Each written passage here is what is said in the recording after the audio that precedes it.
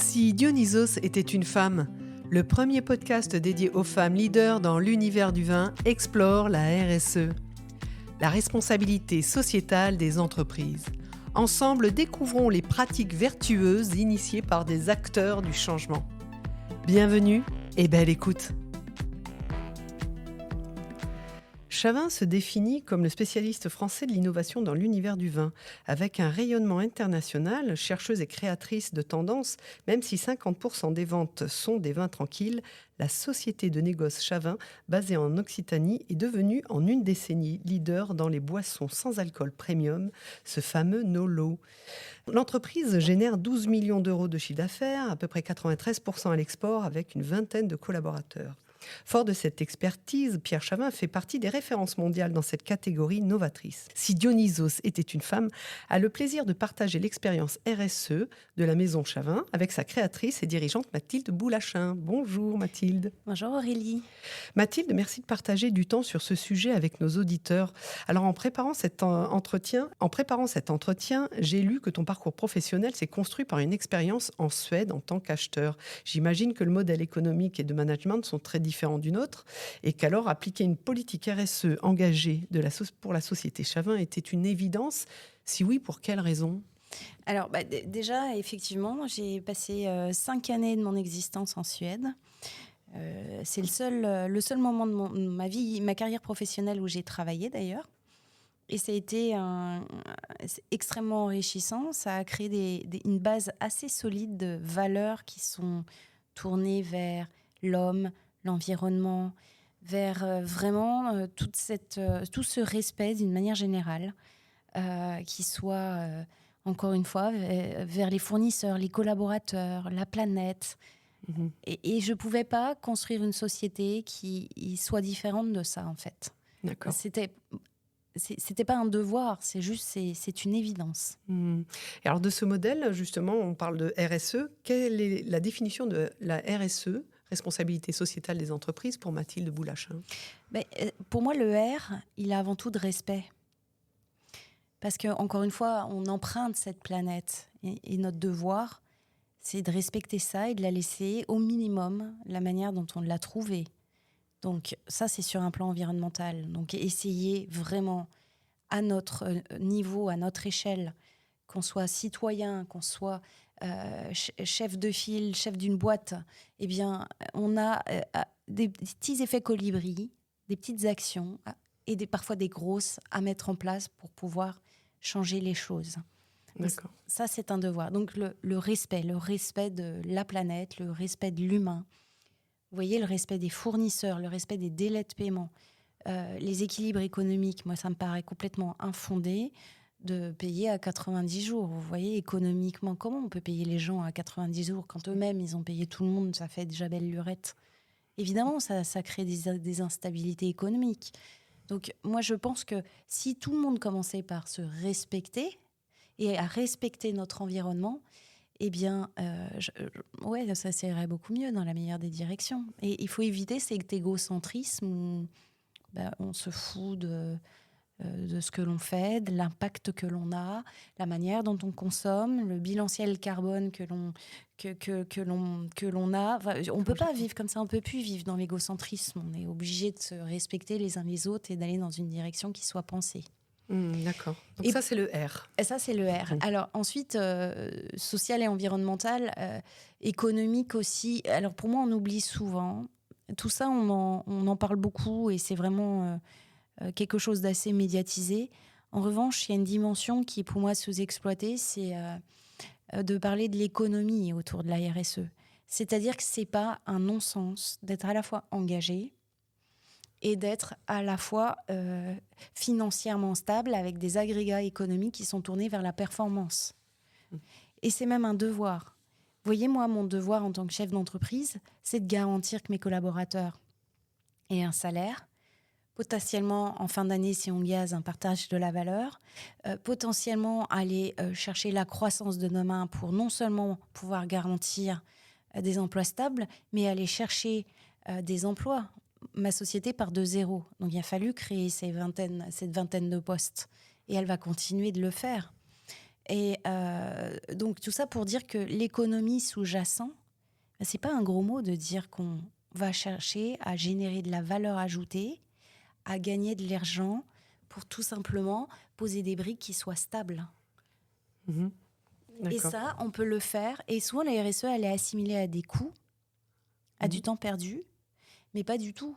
On peut être vraiment dans un modèle économiquement croissant et valorisant, et aussi faire les choses d'une manière qui soit respectueuse. Voilà, c'est pas antithétique, il n'y a pas un choix à faire en fait. Pour toi, c'est quelque chose d'inévitable par lequel tout entrepreneur doit déjà réfléchir et mettre en place Alors, à travers ces 3 piliers fondamentaux. je vais même plus loin. Mhm. C'est que demain, ce sera pas du tout. C'est pas un avantage concurrentiel au sens greenwashing du terme. C'est que demain, si vous n'avez pas une forme d'engagement RSE, vous ne pourrez plus vendre, puisqu'il y a des marchés où il y a des exigences sur des appels d'offres qui sont très très bien rédigés. Sur tous les pays scandinaves en ce moment, ils ont un devoir de diminution du bilanciel carbone d'une 50% pour 2030. Vous imaginez ce que c'est? Parce que là, concrètement, ça veut dire quoi?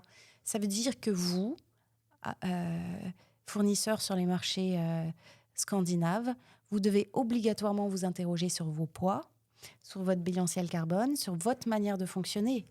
Parce qu'on est tous main dans la main liés. Quand on fait le bilanciel, et voilà, quand on fait le bilanciel carbone, on le voit très bien, les scopes 1, 2, 3, etc. Mais oui, c'est pas moi seule, Mathilde, Pierre Chavin, et mon bilanciel carbone. Non, c'est mon partenaire, la manière dont on a produit en amont, les fournisseurs, les expéditions, et puis la manière dont on va mettre en marché. Donc on est main dans la main liés, et c'est ensemble qu'on génère un carbone. C'est pas ton carbone ou le mien. Ou pour se donner bonne conscience, aller compenser en achetant des choses. Non, c'est un vrai, main dans la main, un travail d'équipe. Parce qu'effectivement, pendant longtemps, c'était philanthropique. La RSE était philanthropique, à part de là. Mais aujourd'hui, elle devient réglementaire par les dates butoirs. Et on le voit cette année, c'est la CACRD, tous les grands groupes de plus de 500 employés qui sont concernés. Donc, on est forcément partie prenante de ces grands groupes, quel que soit le niveau. Donc, à un moment donné, ils vont frapper à la porte et demander qu'est-ce que l'on fait. Et je suis d'accord avec toi que ça va donner, c'est un grand frein justement pour la production, les producteurs qui ne sont pas encore engagés dans la RSE. Alors toi, justement, cette définition de RSE, elle donne du concret à Pierre Chavin. Et sur quel pilier vous êtes parti chez Pierre Chavin? Parce qu'on n'est pas obligé de partir dans tous les sens. Sur quel pilier? Est-ce que c'est plus environnemental, sociétal? Sur quel axe, en fait? Non, on est parti. Moi, je pense qu'il n'y a pas un choix à faire. C'est un triptyque et il faut y aller. Évidemment, à des échelles différentes. L'environnement, oui, on vit dans un monde, la viticulture, les dégâts climatiques, on en est les premières victimes.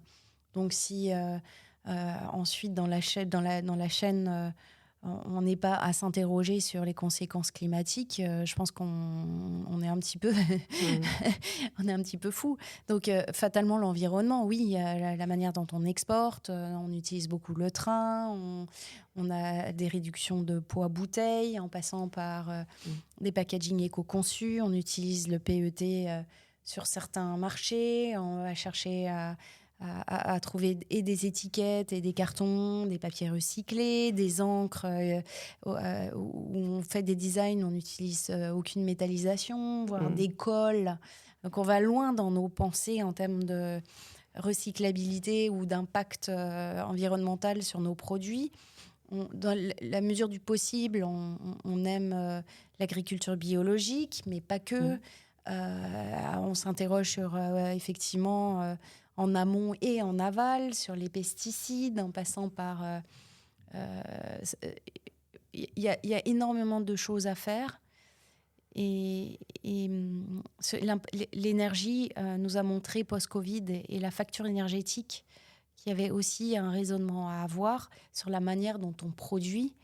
Et tout ça mis bout à bout, on ne peut pas s'imaginer qu'une bouteille de vin elle arrive dans un linéaire sans avoir un travail collectif et des efforts collectifs à faire et des dimensions RSE à apporter à chaque étape Mhm. Alors, est-ce que l'empreinte carbone, justement, d'une bouteille de vin sans alcool, aujourd'hui, son bilan carbone, on sait que bon, un vin désalcoolisé voyage. Mm. Parce que, bon, ok, on en a parlé dans l'épisode qui est dédié à Mathilde Boulachin, hors RSE. Néanmoins, cette bouteille désalcoolisée, elle voyage encore aujourd'hui, puisque les techniques sont en cours de progression, mais d'évolution. C'est toujours cette innovation qui nous fait avancer. Je vois que l'empreinte carbone a réduit de moins 6% entre 2022 et 2023. C'est les indicateurs qu'on m'a communiqués. Néanmoins, par rapport à quelle compensation Pierre Chavin donne pour contribuer à cette empreinte carbone de la bouteille de vin sans alcool? Alors on a mis, c'est rigolo parce que je viens un petit peu de dire que c'était un peu simpliste de compenser le carbone, mais oui, on va replanter des arbres, on s'interroge à l'écosystème d'une manière générale et à l'accélération de la biodiversité, pas sa préservation, l'accélération. Donc on compense en plantant, on va compenser. Moi, vous voyez, moi j'ai envie de vous dire que mon métier est un métier de compensateur parce que si je trouve des débouchés à la crise viticole française, eh bien, on va déjà croquer du carbone par essence parce que la vigne compense. Donc, si on peut éviter l'arrachage et si on peut éviter... vous voyez, oui, j'ai Bien planté en Bolivie, en Haïti, mais vous ne croyez pas qu'il y a quelque chose à faire là, ici, maintenant, localement, plus proche, dans un rayonnement plus proche? Ensuite, ce qui est certain, c'est qu'on s'interroge sur la manière de produire, on essaye de limiter à son maximum, si on peut, nos trajets. Ça ne nous intéresse absolument pas, vous savez, de mettre de l'argent dans de la logistique. Hein. On préfère le mettre dans le produit, on préfère le mettre dans... Il y a bien d'autres manières de dépenser son argent. Donc, la logistique, ça ne nous fait pas du tout plaisir. Il y a zéro valeur ajoutée. Hein. Zéro. Mais on ne peut pas être clean en tout, on est d'accord. C'est savoir tout ce qui est mis en place. En fait, voilà, le raisonnement RSE fait partie de l'entreprise Pierre Chavin. Sur les produits, oui, on en parle, on sait qu'il y a un bilan carbone. Mais vous faites le maximum pour la réduction de poids de bouteille. Et puis, comme tu le dis, tu es quand même bien présente sur les pays scandinaves. Donc c'est eux aussi qui sont les premiers, les précurseurs, les monopoles d'État. De toute façon, c'est eux qui tirent la sonnette, hein, qui donnent toutes les clés pour qu'on avance encore plus vite, nous, producteurs. Hein. C'est ça. Et on essaye... alors, on n'en a pas parlé en préambule, mais autre que les marchés qui vont être déterminants et dire non, je veux plus d'un produit qui n'a pas, qui n'a pas une empreinte RSE suffisamment puissante. Eh bien, il y a d'autres considérations qu'il faut vraiment écouter. C'est que demain, le financement, eh bien, si on n'a pas de démarche RSE enclenchée, on n'arrivera plus à aller chercher des financements. Voilà, les banques ne nous accompagneront plus. Donc, aujourd'hui, si vous avez une démarche enclenchée, vous arrivez à aller chercher des prêts qu'on appelle à impact. Et ces prêts à impact, vous avez des taux qui sont bonifiés, mais basés sur quoi? Basés sur des indicateurs RSE. Donc, vous voyez, c'est vraiment une mesure qui va rentrer à 100% dans la mesure des performances des boîtes. Et l'immatériel, aujourd'hui, je suis certaine... Alors moi, je ne suis pas pour revendre ma boîte, et ce n'est pas du tout dans les tuyaux. Mais en revanche, ça fait partie de l'immatériel d'une société. Pour moi, c'est une vraie valeur. Si vous n'êtes pas RSE, vous êtes à côté d'une partie de l'équation. Donc, c'est indéniablement extrêmement important, tout comme la finance, tout comme on calcule en fin d'année le résultat et la performance économique. Je pense qu'on va véritablement vers des indicateurs qui seront extra-financiers, basés sur une finance verte. Donc, ça va rentrer dedans. On aura des obligations. Et plutôt que d'être obligé à faire les choses, vous ne croyez pas que c'est plus intéressant de s'y mettre en amont, de réfléchir et de se dire « Ah, mais oui, c'est super !» Moi, j'ai fait cette année le rating EcoVadis justement pour aller chercher un prêt à impact. Mais je trouve ça extrêmement constructif. Et puis, je continue de faire évoluer ma société vers un axe qui est engagé, engageant et qui crée du sens pour tout le monde et qui est important en termes de marque employeur pour les futurs collaborateurs qui vont venir chez nous. Est-ce que tu peux parler justement d'EcoVadis ? Rapidement pour les auditeurs du podcast. Alors, EcoVadis, on est plutôt sur un axe achat responsable. Et pour moi, la RSE, ça touche tous les piliers de la boîte. Ça commence par la gouvernance. Si vous, chef d'entreprise, vous n'êtes pas convaincu que c'est vraiment non seulement un inévitable, mais quelque chose de très bien fondé, eh bien on n'y arrivera pas. Et ensuite, dans tous les piliers de la société, que ce soit production, œnologie, vente, en passant par le marketing, il faut ces considérations. Et c'est cette alchimie de pensée RSE qui fait qu'on a une démarche RSE. Et c'est pas simplement un dossier en fin d'année, avec des indicateurs, rapport RSE, où on a des choses qui paraissent complètement, parfois même inatteignables. Eh bien, c'est du concret, c'est des actions, et puis c'est suivre ces indicateurs. Vous voyez, moi, en fin d'année, les entretiens individuels, il y a une question qui est récurrente chez chacun des collaborateurs, c'est quelle a été ta démarche à toi, personnelle ? Qu'est-ce que tu as mis en place ? Et si toi, plus moi, plus tout le monde s'y est mis, ça veut dire qu'on vraiment se dirige vers une meilleure direction, et c'est ça qui est intéressant. Et donc pour EcoVadis, comment ça fonctionne en fait c'est un dossier, c'est un audit? Oui, c'est un audit. Ouais, d'accord. Et ils font un audit déclaratif, sur tous tes achats. Donc déclaratif où toi et ton directeur financier et ton directeur achat apportent un certain nombre d'éléments. Et ensuite, avec les preuves de ce que tu racontes. Bien sûr. Et l'idée générale, c'est pas venir te noter. L'idée générale, c'est de regarder l'année prochaine ce que tu as fait et d'être dans une amélioration continue. Et ça, c'est plutôt progressiste, parce qu'on ne vient pas te noter à un instant T et te donner un label. On vient te dire voilà où tu te situes et on se revoit l'année prochaine. Donc c'est une fois par an. Donc une fois par an, on fait ce diag. Et moi, ce que j'ai trouvé intéressant comme idée, c'est vraiment l'envie de progresser et se dire, bon, bah voilà, on n'est jamais au top de sa satisfaction, on peut toujours faire mieux. Et c'est ce toujours faire mieux qui fait qu'on avance. Alors, en label, j'ai vu également que tu étais, Pierre Chavin, enclenché le label Bicorp. Oui. Alors, pourquoi ce choix ? Alors, pourquoi ce choix ? Quand on rayonne à l'international, il faut aussi que le label soit compris. Des consommateurs finaux, mais aussi des acheteurs.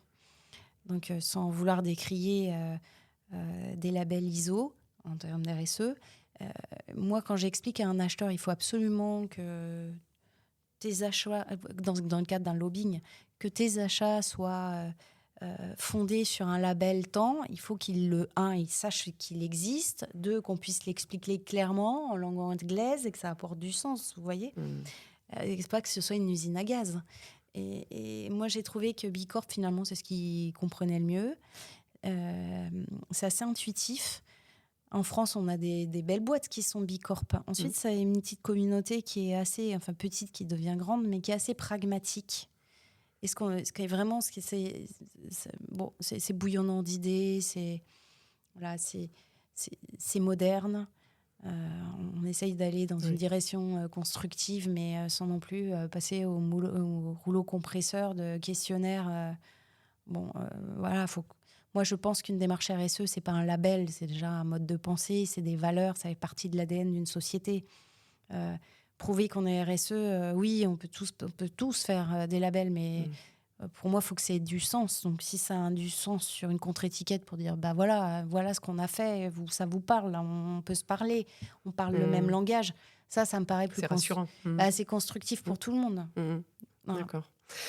J'ai lu dans un article, je mets tout en œuvre pour créer des conditions de travail motivantes qui stimulent la créativité. Est-ce pour conférer un maximum de responsabilité à tes équipes ? Et c'est très RSE, ça ? Oui.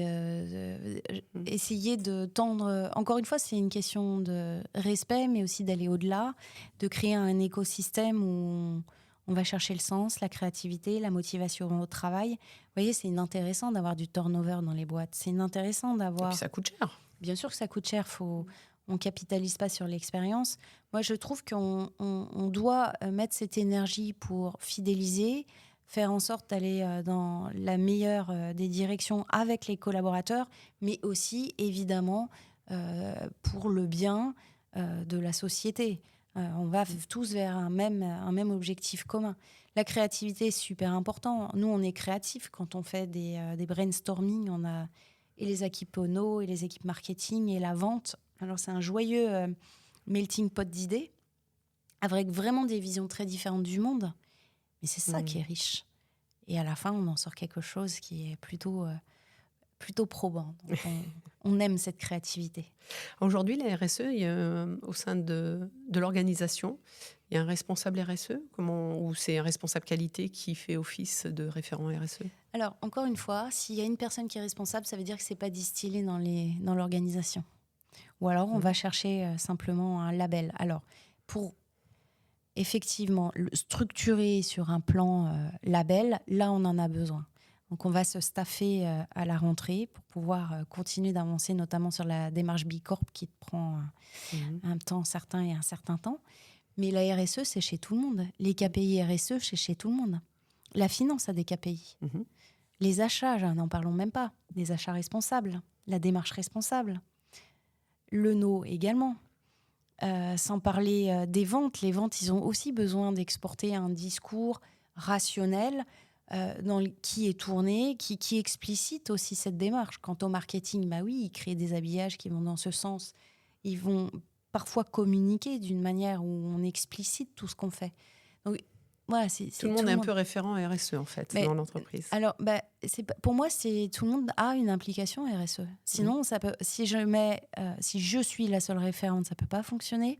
Si en revanche, il y a un responsable qualité qui embrasse la démarche RSE, ça veut dire que pour faire en sorte que l'intégralité des piliers de la boîte suivent, ça va se faire au forceps. Alors, et on a plutôt intérêt à ce que ça se fasse dans l'adhésion, que ce soit créateur de sens pour tout le monde. Nous, c'est une valeur de base. Ça fait partie de nos 4 valeurs essentielles. Quelles sont-elles, tes 4 valeurs essentielles? Alors, l'innovation, l'ancrage à l'international, la RSE. Et du coup, est-ce que ça passe par des team building? Comment tu fais créer cette cohésion d'équipe, cette cohésion à travers la RSE auprès des collaborateurs? Alors, c'est comme la communication, c'est comme l'éducation des enfants, c'est la répétition. Oui, j'entends ça souvent, répéter. C'est la répétition, mais la répétition créative de sens. Parce qu'on peut répéter les choses, mais les répéter si elles ne sont pas entendues, si elles sont, voilà, exactement. Il faut qu'elles soient entendues, écoutées, appliquées. Il faut qu'ils y adhèrent. Et vraiment, ils y adhèrent. Mais on peut faire des team building. On a été nettoyer les plages. On a fait des choses comme ça. Et ça, c'est plutôt sympa. Mais il ne faut pas que ce soit un acte éphémère, c'est une continuité, une amélioration continue. Tu disais qu'effectivement, une démarche RSE, ça ne coûte pas. Quels sont les réels leviers de performance concrets qu'au sein de Pierre Chavin, tu as pu mettre en lumière? Alors, je ne dis pas que ça ne coûte pas. Je dis, effectivement, il peut y avoir des coûts associés. Mais on ne peut pas juste analyser les coûts, il faut aussi analyser les gains. Et parfois, les gains, ils sont un petit peu plus subtils à voir. Mais par exemple, parlons des débouchés. Il y a des débouchés commerciaux. Jamais vous pourrez aller chercher si vous n'êtes pas avec un engagement RSE poussé, si vous n'avez pas des bouteilles allégées, si vous n'avez pas fait un travail tout en amont structurant pour pouvoir aller dans cette direction.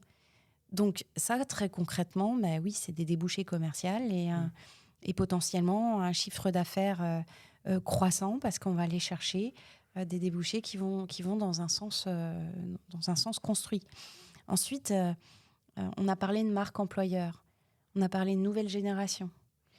Au jour d'aujourd'hui, si vous ne faites pas tout ça avec un peu de congruence, non, ils adhéreront beaucoup moins à votre projet.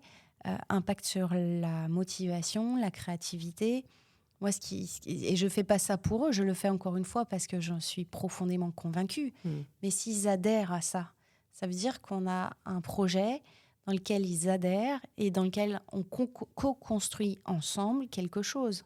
Vous voyez, là, c'est beaucoup plus intéressant que d'avoir un référent RSE qui va nous prêcher la bonne parole une fois ce trimestre. Vous voyez ce que je veux dire? Là, c'est un engagement de chacun. D'accord. Et c'est vrai que c'est important aujourd'hui d'avoir des collaborateurs qui, comme tu le disais, par rapport à la gouvernance, déjà, toi, tu rayonnes cette cette envie-là, cette aura-là. Donc forcément, les collaborateurs vont se greffer à ces valeurs d'entreprise.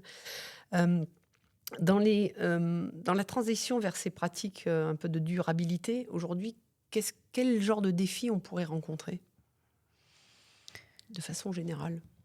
Alors, ça peut nécessiter. Alors, nous, on est une boîte agile et flexible, c'est-à-dire qu'on a outsource la quasi-intégralité de notre mode productif. Hein. On va vraiment chercher des embouteilleurs.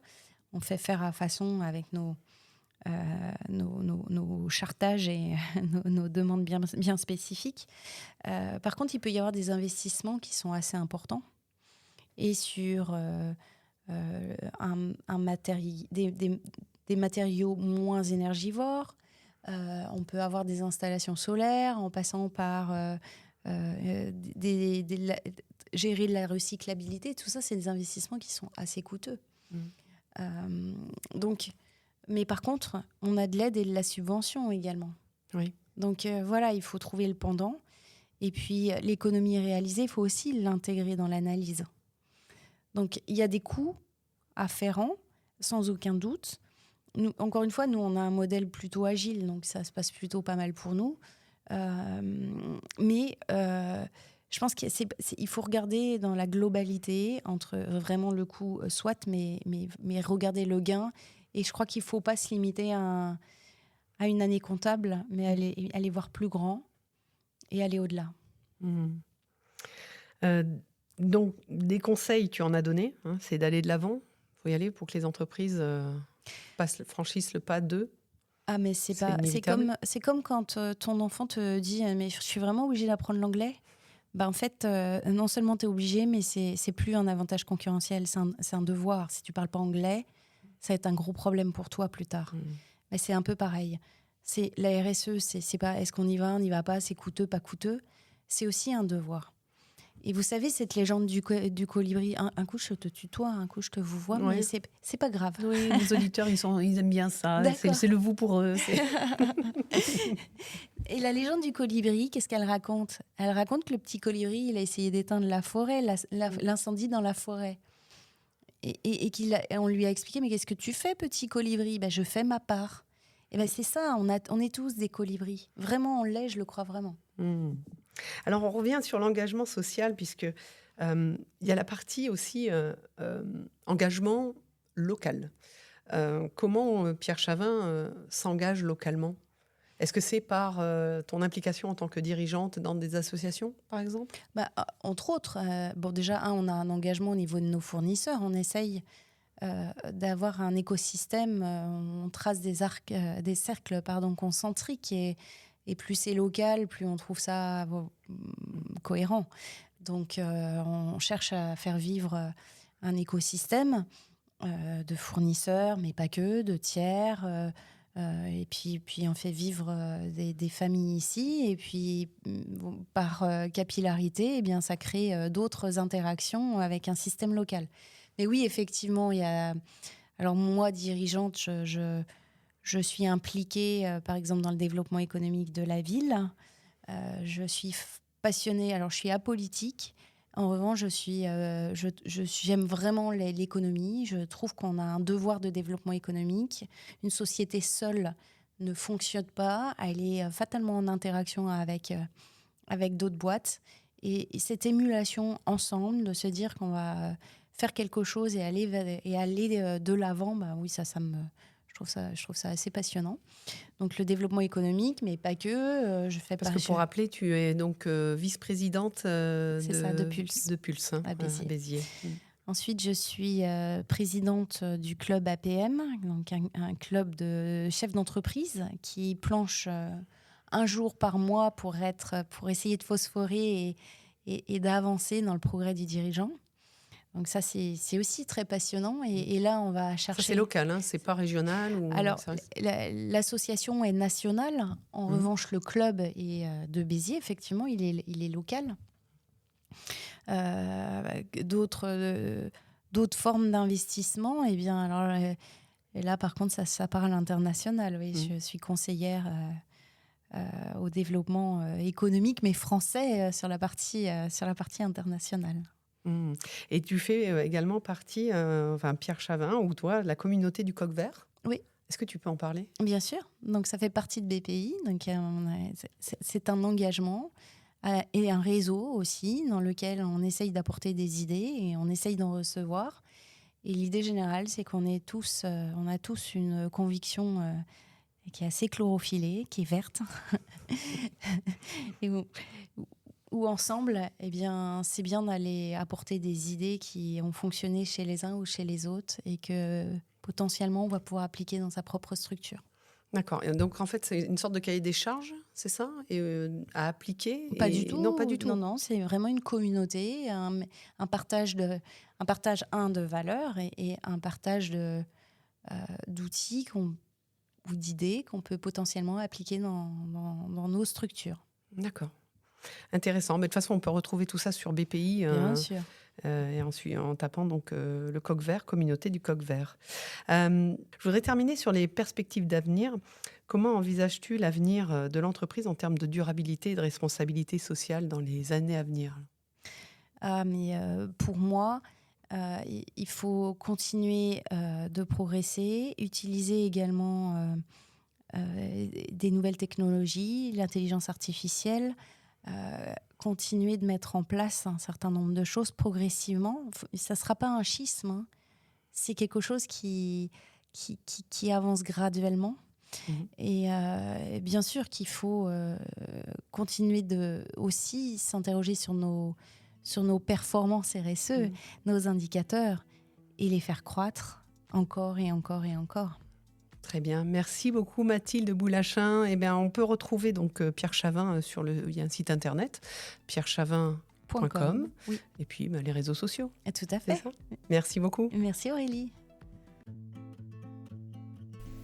Vous avez aimé cet entretien? Alors partagez-le et attribuez au podcast plein de petites étoiles sur votre plateforme préférée. Vous serez le moteur de mes prochaines rencontres que je serai ravie de partager avec vous. Et si vous souhaitez soutenir le podcast, faites-vous connaître en envoyant un message à podcast@bleucharon.com. À très vite pour de nouvelles écoutes.